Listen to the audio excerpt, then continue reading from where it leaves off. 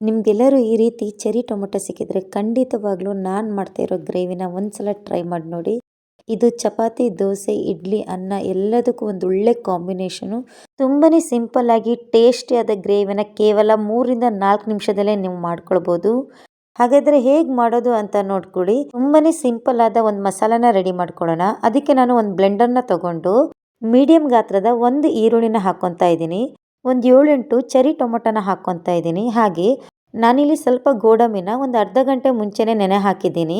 ಅದರ ನೀರನ್ನ ಸೋಸ್ಕೊಂಡು ಹಾಕೊತಾ ಇದ್ದೀನಿ. ಇವಾಗ ಇದನ್ನ ಒಂದು ಪೇಸ್ಟ್ನಾಗಿ ರೆಡಿ ಮಾಡ್ಕೊಳ್ಳೋಣ. ನೋಡಿ, ಈ ರೀತಿಯಲ್ಲಿ ಪೇಸ್ಟ್ನ ರೆಡಿ ಮಾಡ್ಕೊಳ್ಳಿ. ನೆಕ್ಸ್ಟ್ ನಾನೊಂದು ಪ್ಯಾನ್ ತಗೊಂಡು ಅದಕ್ಕೆ 1 ಸ್ಪೂನ್ ಆಗೋಷ್ಟು ಎಣ್ಣೆನ ಹಾಕ್ಕೊಂಡು ನಾವೇನು ಚೆರಿ ಟೊಮೊಟೊನ ವಾಶ್ ಮಾಡಿ ಇಟ್ಕೊಂಡಿದ್ದೀನಿ ಅದನ್ನು ಇದಕ್ಕೆ ಹಾಕೊತಾ ಇದ್ದೀನಿ. ನಾನು ಇದನ್ನ ಒಂದು 3-4 ಸತಿ ಸ್ವಲ್ಪ ಉಪ್ಪು ಮತ್ತು ಅರಿಶಿನ ಹಾಕಿ ವಾಶ್ ಮಾಡಿ ಇಟ್ಕೊಂಡಿದ್ದೀನಿ. ಇದನ್ನು ಇವಾಗ ಒಂದು 2 ನಿಮಿಷ ಫ್ರೈ ಮಾಡಿಕೊಂಡ್ರೆ ಸಾಕು.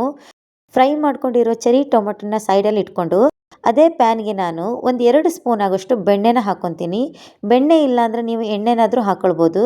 ಇದಕ್ಕೆ ನಾನು ಒಗ್ಗರಣೆಗೆ ಸ್ವಲ್ಪ ಸಾಸಿವೆ, ಸ್ವಲ್ಪ ಜೀರಿಗೆನ ಹಾಕ್ಕೊಂಡು ಒಂದು ಸ್ವಲ್ಪ ಶುಂಠಿ ಬೆಳ್ಳುಳ್ಳಿ ಪೇಸ್ಟ್ನ ಹಾಕ್ಕೊಂಡು ಚೆನ್ನಾಗಿ ಮಿಕ್ಸ್ ಮಾಡ್ಕೊತೀನಿ. ಹಾಗೆ ಒಂದು ಅರ್ಧ ಸ್ಪೂನ್ ಆಗೋಷ್ಟು ಖಾರದ ಪುಡಿ, ಒಂದು ಅರ್ಧ ಸ್ಪೂನು ಜೀರಿಗೆ ಪುಡಿ, 1/4 ಸ್ಪೂನು ಅರಿಶಿನ ಪುಡಿ, ಅರ್ಧ ಸ್ಪೂನ್ ಆಗೋಷ್ಟು ಧನಿಯಾ ಪುಡಿನ ಹಾಕ್ಕೊಂಡು ಈ ಮಸಾಲನೆಲ್ಲ 1 ನಿಮಿಷ ಫ್ರೈ ಮಾಡ್ಕೊಳ್ಳಿ. ಫ್ರೈ ಆದಮೇಲೆ ನಾವು ಏನು ಪೇಸ್ಟ್ನ ರೆಡಿ ಮಾಡಿ ಇಟ್ಕೊಂಡಿದ್ದೀನಿ ಆ ಪೇಸ್ಟ್ನು ಹಾಕ್ಕೊಂಡು ಒಂದ್ಸಲ ಮಿಕ್ಸ್ ಮಾಡಿಕೊಂಡು ನಿಮ್ಗೆ ಎಷ್ಟು ನೀರು ಬೇಕು ಅಷ್ಟು ನೀರು, ರುಚಿಗೆ ತಕ್ಕಷ್ಟು ಉಪ್ಪನ್ನ ಹಾಕ್ಕೊಂಡು ಮಸಾಲಾನ ಚೆನ್ನಾಗಿ ಕೂಸ್ಕೊಳ್ಳಿ. ಮಸಾಲ ಎಲ್ಲ ಚೆನ್ನಾಗಿ ಕುದ್ದ ಮೇಲೆ ನಾವೇನು ಚೆರಿ ಟೊಮೊಟೊನ ಫ್ರೈ ಮಾಡಿ ಇಟ್ಕೊಂಡಿರ್ತೀವಲ್ಲ ಆ ಟೊಮೊಟೊನ ಅದಕ್ಕೆ ಹಾಕ್ಕೊಂಡು ಮೀಡಿಯಂ ಫ್ಲೇಮಲ್ಲಿ 1ರಿಂದ 2 ನಿಮಿಷ ಕೂಸ್ಕೊಳ್ಳಿ. ಅದ್ರ ಮೇಲ್ಗಡೆ ಸ್ವಲ್ಪ ಕೊತ್ತಂಬರಿ ಸೊಪ್ಪನ್ನು ಉದುರಿಸ್ಕೊಂಡ್ರೆ ಟೇಸ್ಟಿಯಾದ ಚೆರಿ ಟೊಮೊಟೊ ಗ್ರೇವಿ ರೆಡಿ ಆಗುತ್ತೆ. ನಾನು ಮಾಡಿರೋ ರೆಸಿಪಿ ನಿಮ್ಗೆ ಇಷ್ಟ ಆದರೆ ಅಡುಗೆ ಅರೆಮನೆ ಚಾನಲ್ನ ಸಬ್ಸ್ಕ್ರೈಬ್ ಮಾಡೋದನ್ನ ಮರಿಬೇಡಿ. ಅಲ್ಲೇ ಇರೋ ಬೆಲ್ ಐಕಾನ್ನ ಪ್ರೆಸ್ ಮಾಡಿ.